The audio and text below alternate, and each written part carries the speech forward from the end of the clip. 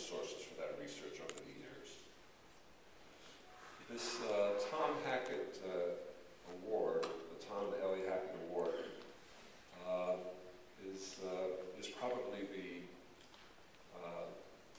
most important and distinguished award I will ever receive. And one of the things that I noticed amongst the list of people and what I've observed over the years in attending so many Hackett Awards is that Ellie Hackett, who's terribly missed, but Harvey and Michelle, you've done a wonderful job of introducing me, I think, in a way that Ellie would have appreciated. What I think distinguishes me and perhaps the last couple of Hackett Award winners is that up until very recently, everyone who's won a Hackett Award has had some direct connection to Tom Hackett. Ellie would trace this connection. And I felt that that was a big challenge for me because I didn't have what I thought was a direct connection to Tom Hackett. So I thought it would be important for me in this lecture to try to establish my connection to Tom Hackett. And so I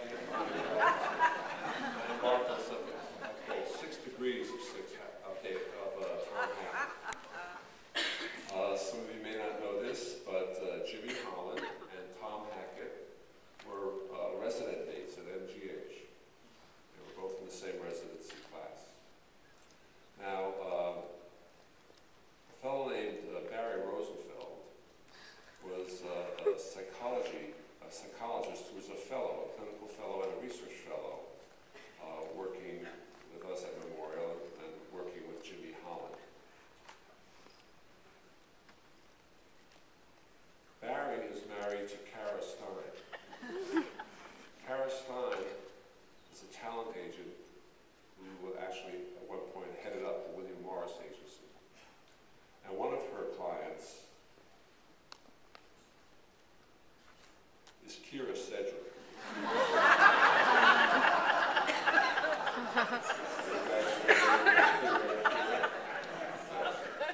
And as some of you may know who read People magazine, Kira is married to Kevin Bacon. And I take Zumba classes at Equinox with Kevin Bacon.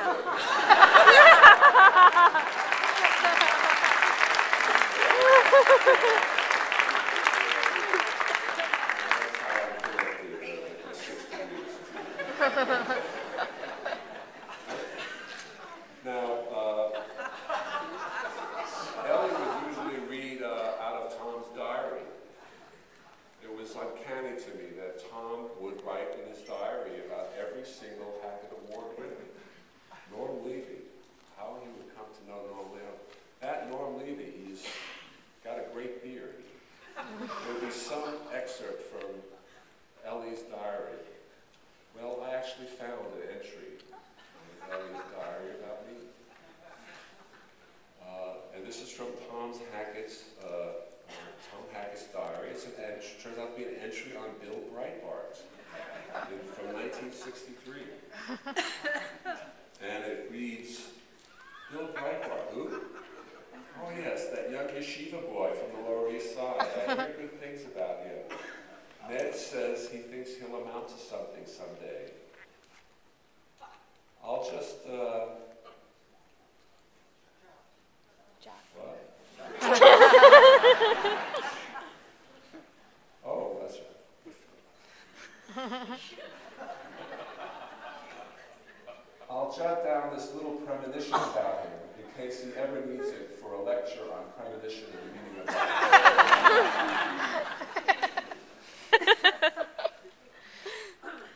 But seriously, when I looked into Tom Hackett's work, I found a paper. I found a paper on premonition of illness, predictions and premonitions in cancer patients. And this was a paper from 1968. Tom and a guy named John Lyon. Does anyone know who John Lyon was?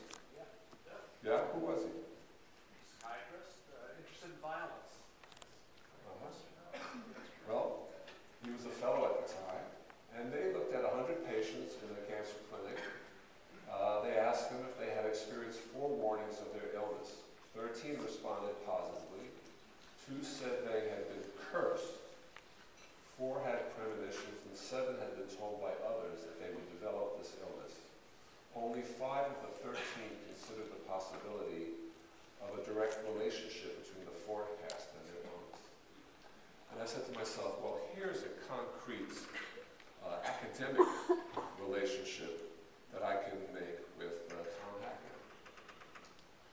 Because I also have been interested in this idea of premonition of cancer illness over the years, seeing thousands of patients. I've encountered quite a few patients who've told me that they had these premonitions that they were going to become ill.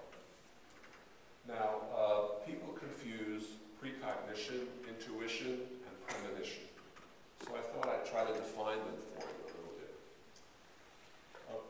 A precognition is the knowledge of something in advance of its occurrence. Like the precogs in Tom Cruise's Minority Report. People see that? So we can actually do an experiment of precognition to see how many precogs there are here in the audience. I'd like you all to yell out a number that you think will appear on this slide after I click the mouse again. Can I hear a number? 16. Did anyone? So a single-digit number. 2. 3, 5. Someone say 6. 1. Someone say 6. Uh-huh. I only have one precog in the audience. Congratulations. Intuition is slightly different. It's something that you capture in the blink of an eye, right? It's a rapid knowing, a recognition of, or insight into something based on limited information, often without the overt utilization of reason, and often described as a gut feeling. A lot of us have that in our work, right? Jung thought intuition was perception via the unconscious. And I thought the best examples of that would come from the collected cinematic works of Barbra Streisand. So for instance, in Yentl, how many of you thought that Mandy Patinkin should have had an intuition that Ansel was really not a boy, but a 45-year-old woman? We should have had an intuition, I think. And then here, in the way we work, don't you think Barbra Streisand should have figured out that it wasn't really going to work out with Robert Redford? She should have had an intuition. And the Prince of Tides, I actually don't even want to get started. Now, premonition is defined as a forewarning, a warning in advance, or a foreboding, a presentiment of the future or anticipation of a future event without conscious reason, often experienced with an associated emotion, distress. The etymology is from the Latin pre, before, and monere, to warn or to remind. Examples of premonition come in the form of dreams, voices, intrusive thoughts, just knowing, I just knew it, or being warned by a stranger. Somebody walks by the street, get a mammogram. And I had that said to me. Now, in Tom Hackett and John Lyon's paper, some details, 13 of the 100 patients reported some kind of prediction, premonitions, or curses were a part of the background of their cancer illness. 7 of these folks had fortune tellers predict their illness. They had gone to a fortune teller and they said, you're going to develop prostate cancer. 2 of them were cursed, and what I found very interesting is that one was cursed by his wife. You should only develop a brain tumor. And he did. Only 5 of the 13 believed that there was some direct relationship between the premonition and their cancer, and 4 had premonitions that led them to pursue diagnostic tests, despite doctor reassurance of health. No, there's nothing wrong with you. There's no lump here. There's nothing wrong. And then they keep persisting, and then a breast cancer diagnosis is made. Only 2 had dreams, but they are unrelated to the illness. And very few of these patients were distressed by the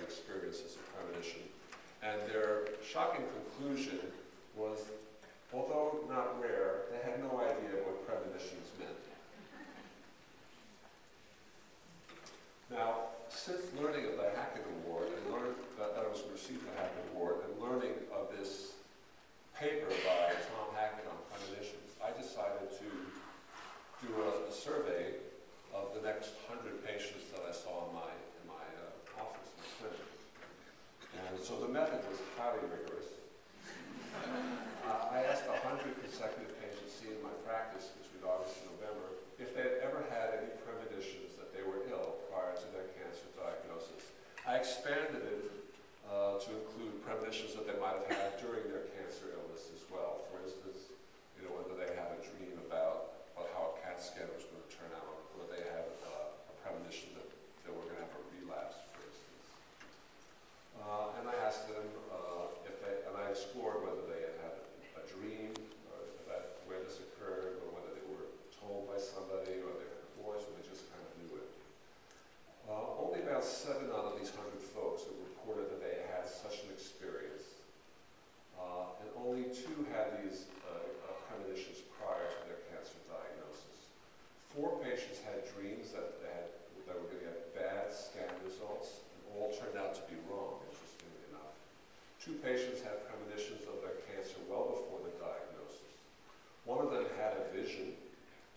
The second one just knew it from the time she was quite young. And I'll talk a little bit more about her. The one who said she had a vision also informed me that she now sees dead people and communicates with them. Both of these 2 patients were distressed by the experience of premonitions because no physician would believe them, and so diagnosis was delayed in their opinion.